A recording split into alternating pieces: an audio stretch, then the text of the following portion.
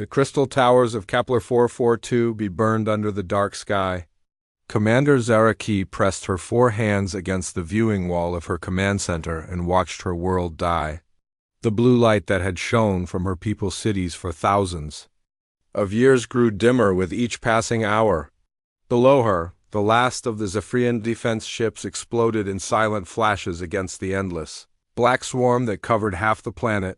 She closed her large silver eyes and reached out with her mind.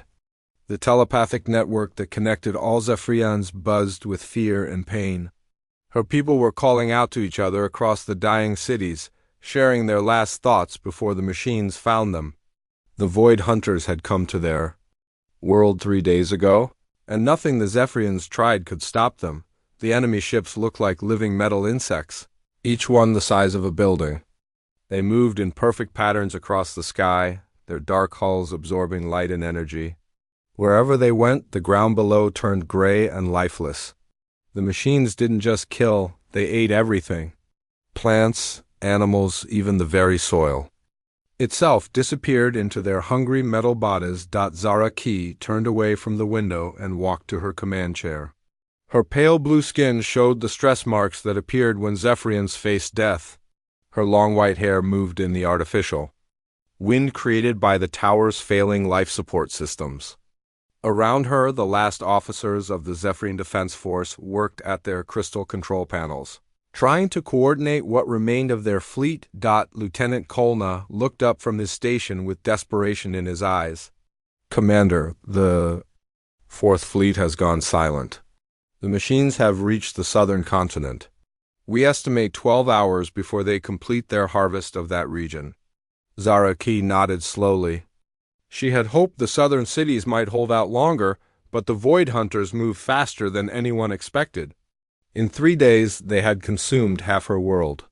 The pattern was always the same. The machines would surround a city, deploy their harvesting beams, and within hours, nothing would remain but empty ground.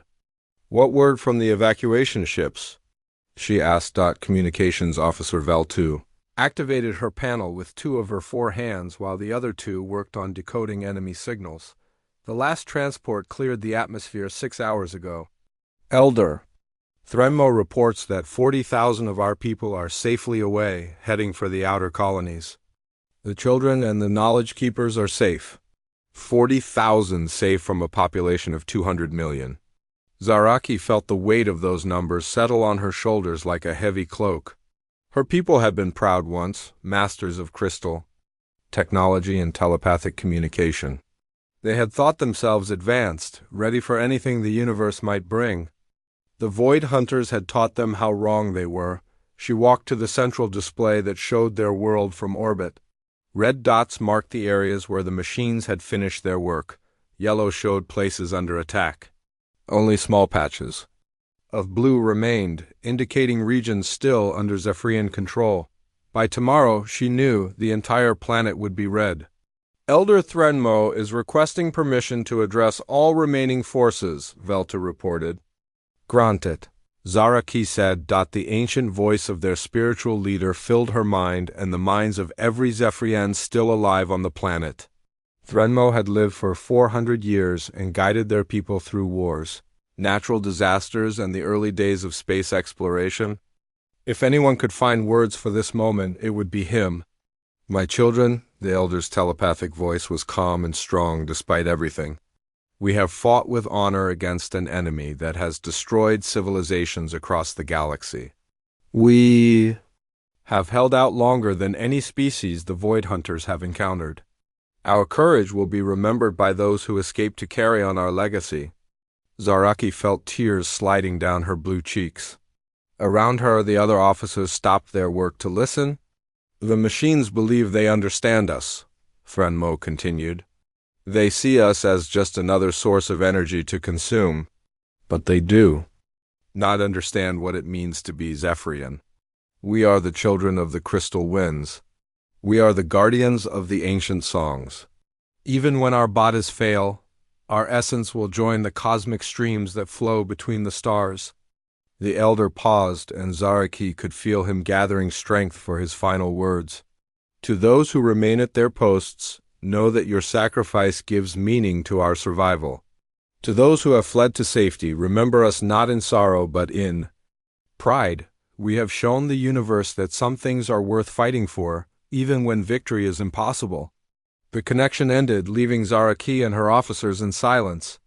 Outside the crystal windows, more Zephyrian ships fell from the sky like dying stars. Lieutenant Kolna returned to his sensors, then suddenly straightened in his chair. "Commander, I'm detecting energy signatures at the edge of the system. Multiple. Contacts, very large, moving at incredible speed."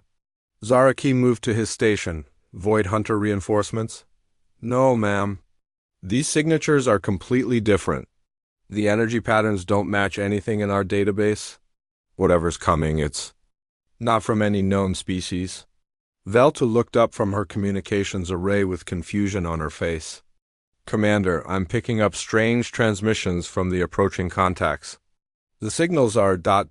primitive, audio-based rather than telepathic or quantum-encoded. But there's something else. The energy output from their engines is enormous. Whatever these ships are, they're burning through space like small suns." Zaraki studied the tactical display as new contacts appeared at the system's outer edge. 12 large signatures, 30 smaller ones, all decelerating from faster-than-light speeds with a violence that spoke of incredible technology, the unknown. Ships weren't following any approach pattern she recognized. They came straight at the planet like falling meteors, their energy signatures blazing across her sensors. "Could they be another machine species?" Koma asked quietly. "Unknown," Zaraki replied, but something in her heart told her these newcomers were different. The Void Hunters moved with cold precision, their formations perfect and their energy signatures minimal. These new arrivals announced themselves like storms, loud and chaotic and somehow alive. As she watched the display, Zaraki felt something she hadn't experienced in 3 days. It was small and fragile, but it was there. For the first time since the Void Hunters arrived, she dared to hope that her people might not die alone. Captain Jake Morrison stood on the bridge of the UES Defiance and stared at the main screen. The planet below looked like it was bleeding. Dark patches spread across continents like infection, and the space around the world crawled with enemy ships that moved in patterns too perfect to be natural. He had seen war before, during the battles for Mars and the asteroid mining conflicts, but nothing like this. "Sir, we're picking up more alien transmissions," Lieutenant Amy Rodriguez called from her station. The young woman had learned 6 Earth languages before joining the Space Force, and now she was trying to decode signals from an entirely different species. "The patterns are getting weaker." "I think whoever's down there is losing," Jake nodded grimly. The 3rd Expeditionary Fleet had traveled 6 months from Earth after detecting desperate radio signals from this system. Humanity's first contact with alien life was supposed to be a moment of wonder and discovery. Instead, they had arrived to find genocide in progress. "Chief Sullivan, how are our engines holding up?" Jake asked over the comm system. The voice of Chief Engineer Danny Sullivan crackled back from the engine room. "Fusion reactors are running hot but stable, Captain. The new drives handled the long jump better than expected. All ships report ready for combat operations." Jake looked around his bridge. These men and women had volunteered for humanity's first deep space mission, knowing they might never see Earth again. Lieutenant Ben Parker worked at the tactical station, his young face serious as he analyzed the enemy formations. Ensign Carroll Stone monitored communications while Navigator Jim Brooks calculated firing solutions. They were all so young, Jake thought. Too young to be this far from home, facing an enemy no human had ever encountered. The bridge doors opened and Admiral Lisa Hayes entered. The fleet commander was a small woman with steel-gray hair and eyes that had seen too many battles. She had fought in every major conflict since the Moon Wars, and Jake trusted her judgment more than anyone else in the fleet. "Report?" she said. "Simply, we have a full tactical picture now," Jake replied, gesturing to the main screen. "Roughly 300 enemy contacts surrounding the planet. They're using some kind of energy drain weapons on the surface. The alien defenders have maybe 50 ships left, and they're being overwhelmed." Admiral Hayes studied the display. The enemy ships moved like a single organism, each unit perfectly coordinated with the others. Their formations flowed around the alien defenders like water, always striking at the weakest points. It was beautiful and terrifying at the same time. "What do we know about the victims?" she asked. Lieutenant Rodriguez looked up from her translation work. "I've managed to decode some of their communications, Admiral. They call themselves Zephyrians. From what I can tell, they're telepathic beings fighting to save their homeworld. Their messages are... They're saying goodbye to each other." The bridge fell silent. Jake felt something cold settle in his stomach. They had come so far, traveled through the darkness between stars, only to arrive too late to help. "And the attackers?" Admiral Hayes asked. "Unknown species," Ben Parker reported from Tactical. "Their ships are biomechanical, possibly artificial. Intelligence. They don't respond to any communication attempts. Their behavior patterns suggest a hive mind focused on consuming organic matter." Admiral Hayes walked to the central command chair and sat down slowly. Jake knew she was thinking through their options. The human fleet was powerful by Earth standards, but they were outnumbered 6-1 by an enemy they didn't understand. The smart choice would be to observe from a distance, gather intelligence, and return to Earth with warnings about this new threat. "Admiral," Danny Sullivan's voice came over the comm, "I've been analyzing the enemy energy signatures.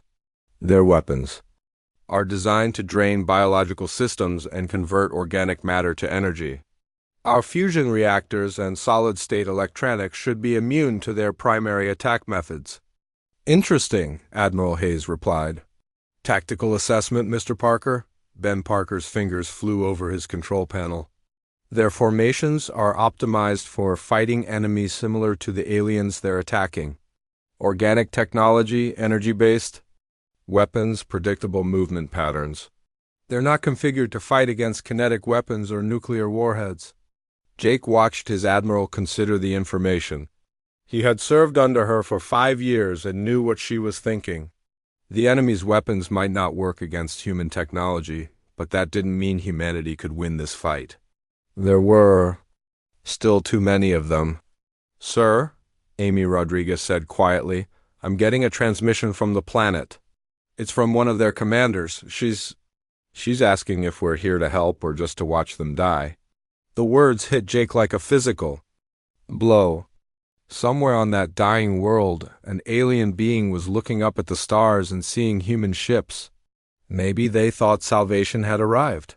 Maybe they just wanted to know they wouldn't die alone. Admiral Hayes stood up and walked to the main screen. The planet turned slowly below them, its beautiful blue and green surface marred by spreading darkness.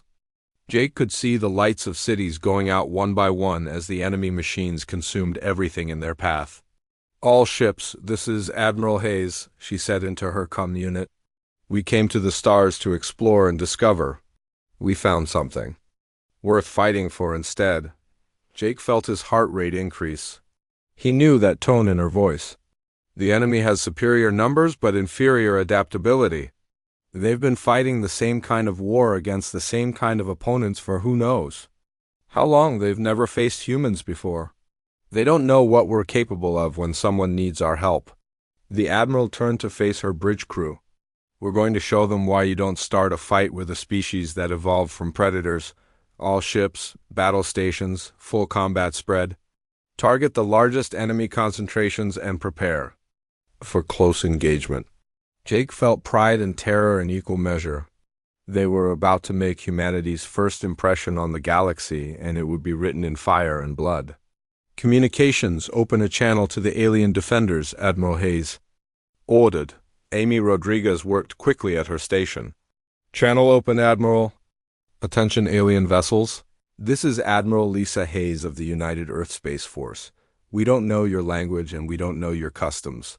But we know courage when we see it. You've been fighting alone long enough. Earth stands with you." Jake watched the tactical display as the human fleet spread into attack formation. 12 heavy cruisers led by the Defiance moved toward the planet while 30 destroyers took flanking positions.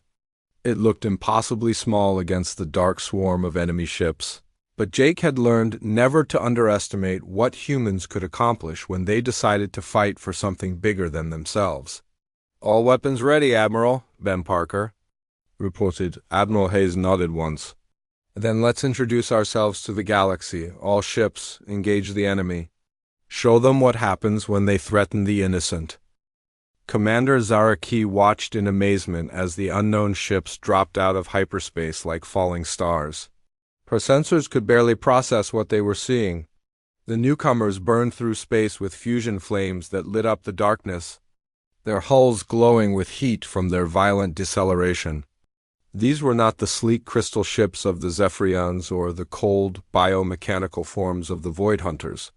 These vessels looked like they had been forged in the heart of a star and hammered into shape by cosmic forces. "Commander, incoming." "Transmission," Veltu announced, her four hands working frantically at her communications station. "The signal is audio-based, very primitive by our standards, but I think I can translate it." The bridge speakers crackled with static, then a voice came through. It was rough and strong, speaking in sounds no Zephyrian had ever heard. Veltu's translation circuits worked to decode the meaning. "Attention alien vessels, this is Admiral Lisa Hayes of the United Earth Space Force. We don't know your language. And we don't know your customs, but we know courage when we see it. You've been fighting alone long enough. Earth stands with you." Zaraki felt her heart stop beating for a moment. Earth, the name meant nothing to her, but the tone of the voice carried something that transcended language barriers. These strangers had traveled from somewhere called Earth, and they were offering to help. "Send a response," she ordered. "Tell them we are grateful for any assistance they can provide. Ask them if they understand what they face." But the Earth ships were already moving. On her tactical display, Zaraki watched as the alien fleet spread into an attack formation that made no sense by conventional standards. Instead of the careful, defensive positioning the Zephyrians used, or the perfect mathematical patterns of the Void Hunters, these newcomers charged straight at the enemy like wild creatures. "Lieutenant."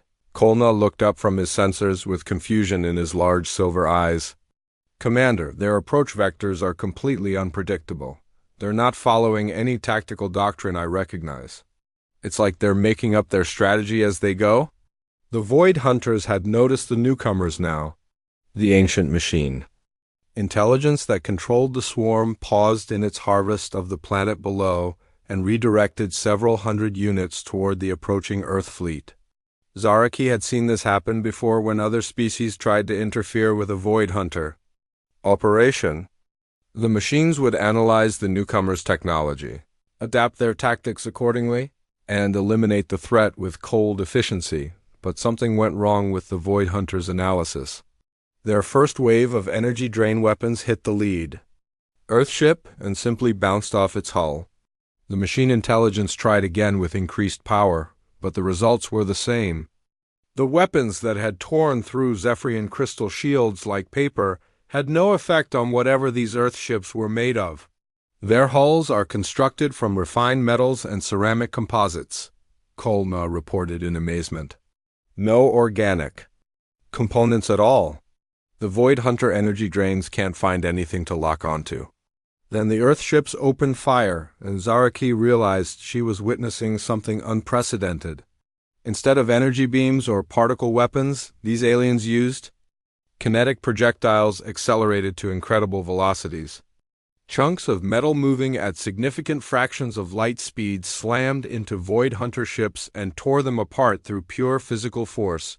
The largest Earthship, which had identified itself as the Defiance, fired what appeared to be small suns at the enemy formation.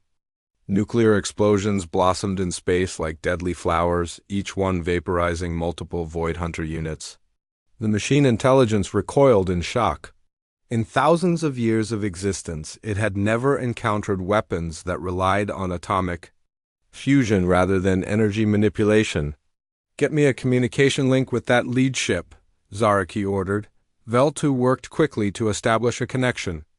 The same rough voice that had first addressed them came through the speakers, but now it was filled with the controlled violence of combat. "Alien Commander, this is Captain Jake Morrison aboard the Defiance. We're engaging the enemy now."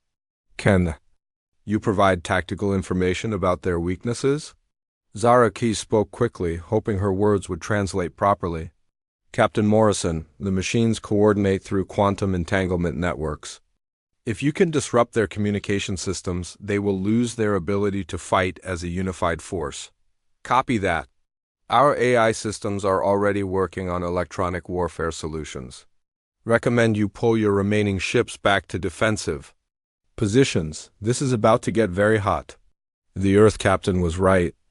As Zara Key watched, the human fleet tore into the Void Hunter formation with savage efficiency. Their weapons were crude compared to Zephyrian crystal technology, but they were devastatingly effective. The humans fought like creatures that had evolved in an environment where only the strongest survived. She watched smaller Earth ships, fast and agile like metallic predators, dart between the larger Void Hunter vessels. Their pilots seemed to have no fear of death, making attack runs that would have been considered suicidal by any Zephyrian commander. One small ship, damaged and trailing atmosphere, rammed itself into a Void Hunter command vessel rather than retreat. These beings fight like the ancient warriors from our oldest legends. Vel too whispered in amazement, but it was more than just courage. The humans adapted their tactics in real time, learning from each engagement and modifying their approach. When the Void Hunters tried to surround one of their ships, the humans used coordinated fire from multiple vessels to create escape corridors. When the machines attempted to focus their remaining energy weapons on a single target, human captains would use their own ships as shields to protect damaged allies. The turning point came when a sleek Earth fighter craft, smaller than anything Zara Key had thought capable of deep space combat, managed to penetrate the Void Hunter defensive network. Its pilot, speaking in the same rough language as the others, reported success in uploading what they called a logic virus into the enemy communication system within minutes. The perfect coordination that had made the Void Hunters so deadly began to break down. Individual machine units started making tactical errors, firing on their own allies or moving in directions that made no strategic sense. The ancient intelligence that had consumed worlds across the galaxy was experiencing something it had never encountered before. Confusion. The human admiral's voice came through the communication system again, calm despite the chaos of battle raging around her fleet. All Earth ships, the enemy coordination is collapsing. Press the attack. All alien vessels, if you can fight, now is the time. Hit them while they're disrupted. Zara Key looked around her bridge at the faces of her officers. For 3 days they had watched their world die while their weapons proved useless against an unstoppable enemy. Now strangers from a distant star were offering them a chance to strike back. All remaining Zephyrian ships, she broadcast to her scattered fleet, join the attack. These Earth beings have given us hope. Let us prove worthy of their sacrifice. The few dozen Zephyrian vessels that remained powered up their crystal weapons and moved to support the human assault. Their energy beams, ineffective against Void Hunter hulls, proved devastating against the machines' disrupted electronic systems. Working together, the two species began to turn the tide of a battle that had seemed impossible to win. Captain Jake Morrison gripped his command chair as the Defiance shook under enemy fire. Through the smoke and sparks on his bridge, he could see the battle raging on all sides. The Void Hunters had recovered from their initial confusion and were fighting back with desperate fury. Their ancient intelligence realized for the first time in millennia that it might actually lose this battle. "Damage report," Jake called out. "Hull breaches on decks 7 and 12, Ben Parker replied from Tactical. "Fusion reactor 3 is offline, but we still have full power to weapons and shields." Lieutenant Amy Rodriguez looked up from her communication station with worry in her eyes. "Captain, the destroyer Ranger is in trouble. They took a direct hit from one of those biomechanical cruisers. Captain Susan Wright is requesting immediate assistance." Jake studied the tactical display. The Ranger was surrounded by 6 enemy ships, its hull torn open and bleeding atmosphere into space. But moving to help would mean exposing the Defiance to attack from the massive Void Hunter command ship that dominated the center of the enemy formation. "Navigation, plot an intercept course for the Ranger," Jake ordered. "Full speed." "Sir, that will take us directly through the enemy formation," Navigator Jim Brooks warned. "I know," Jake replied grimly. "Sometimes you have to go through hell to save your friends." The Defiance turned and accelerated toward the trapped destroyer, its fusion engines burning like miniature suns. As they approached the enemy formation, Jake opened a communication channel to the entire human fleet. "All ships, this is Morrison. The Void Hunters think they understand warfare because they've been doing it for thousands of years, but they've never fought against humans before. They don't know that we're the species that evolved by never giving up, never leaving anyone behind, and never accepting defeat." The human fleet responded to his words like a pack of wolves hearing their leaders howl. Every ship in the formation turned toward the enemy with renewed aggression. The destroyer Phoenix, commanded by Captain Paul Anderson, led a charge against the Void Hunter left flank, while smaller vessels darted between the enemy ships like angry wasps. Admiral Hayes' voice came through the CUM system. "All human forces concentrate fire on the command ship. Take out their central intelligence and the rest will fall apart." But the Void Hunter command ship was massive, the size of a small moon, protected by layers of defensive systems that had evolved over thousands of years of warfare. Its biomechanical hull could regenerate damage faster than the human weapons could inflict it. The ancient intelligence inside had learned from every battle it had ever fought, adapting its defenses to counter every weapon it had encountered. That was when Colonel Frank Miller made his decision. The Marine commander was aboard the assault transport Normandy, waiting for orders to deploy his soldiers to the planet's surface. Instead, he requested permission to board the enemy command ship. "Admiral, my Marines are trained for hostile environment operations," Miller reported over the CUM. "That thing's hull has to have docking ports or maintenance hatches. Give us a way in, and we'll show them what close-quarters combat means." Jake watched in amazement as the Normandy accelerated toward the command ship, its hull scarred by enemy fire, but still intact. The transport was loaded with 300 Marines in powered armor, soldiers who had trained for years to fight in conditions that would kill unprotected humans. They were about to attempt something no alien species had ever tried: boarding a Void Hunter vessel while it was actively engaged in combat. The transport's pilot, Lieutenant Commander Jason Kelly, was one of the best in the fleet. He guided his ship through the defensive fire surrounding the command ship and slammed it into what appeared to be a maintenance bay. The impact echoed through space as human engineering met alien architecture in a shower of sparks and twisted metal. "Normandy is hard docked," Kelly reported. "Marines are deploying now." Jake could imagine what was happening inside that alien ship. Colonel Miller's soldiers would be moving through corridors designed for machines, carrying weapons that fired depleted uranium rounds at hypersonic velocities. The Void Hunters were about to learn what happened when they faced a species that had spent its entire evolutionary history fighting to survive. Chief Petty Officer Maria Santos led the demolitions team deeper into the command ship while her Marines fought through automated defense systems. The Void Hunters' biomechanical architecture was unlike anything in human experience, all flowing curves and organic interfaces.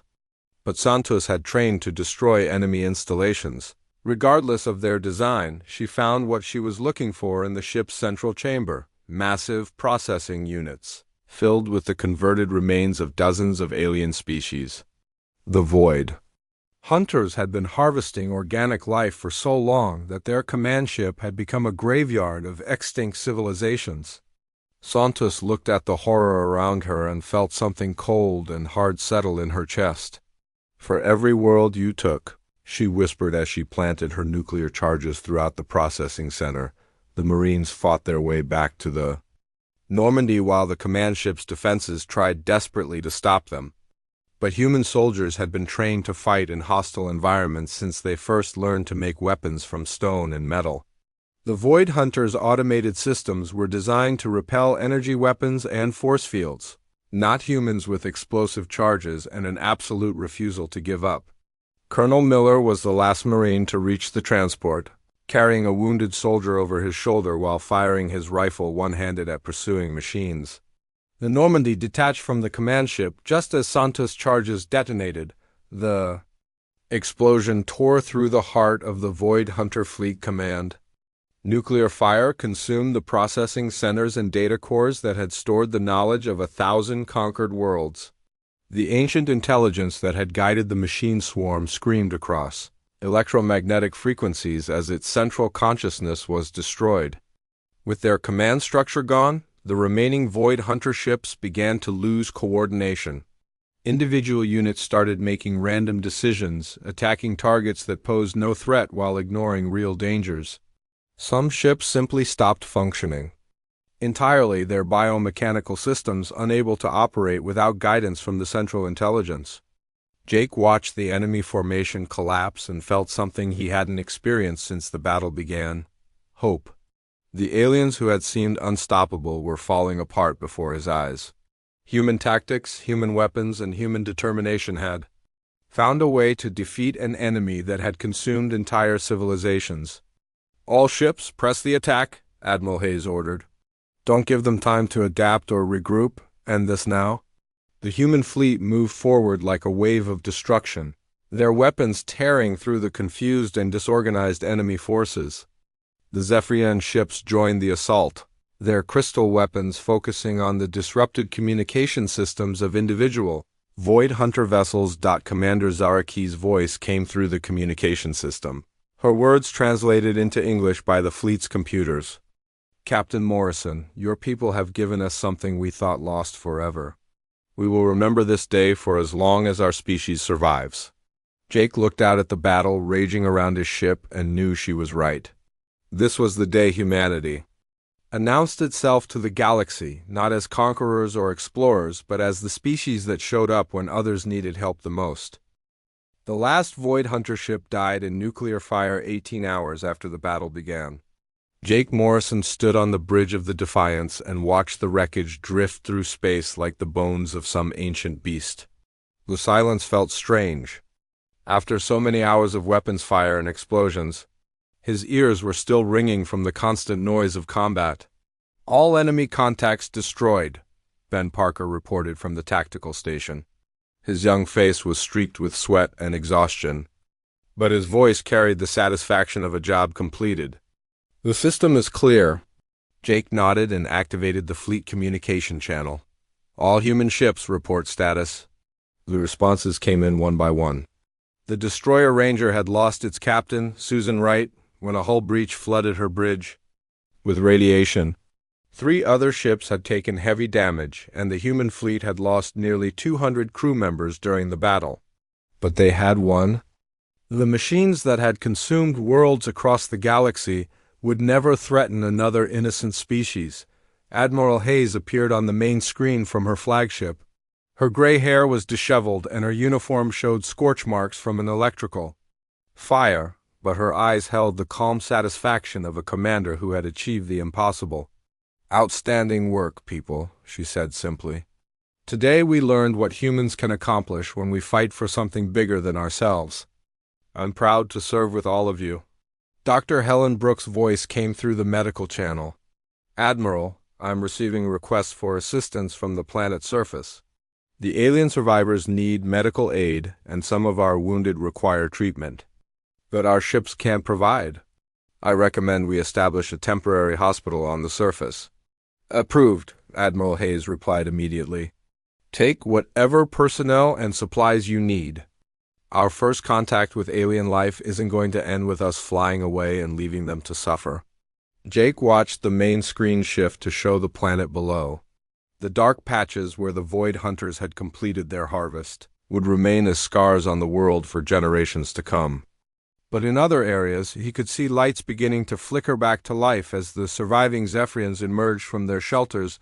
Commander Zaraki's face appeared on a secondary display, her blue skin marked with the stress patterns that her species showed during extreme emotional moments. When she spoke, the translation system converted her words into English, but Jake could hear the emotion in her alien voice even through the electronic processing. "Captain Morrison, Admiral Hayes. On behalf of all surviving Zephyrians, I offer our eternal gratitude.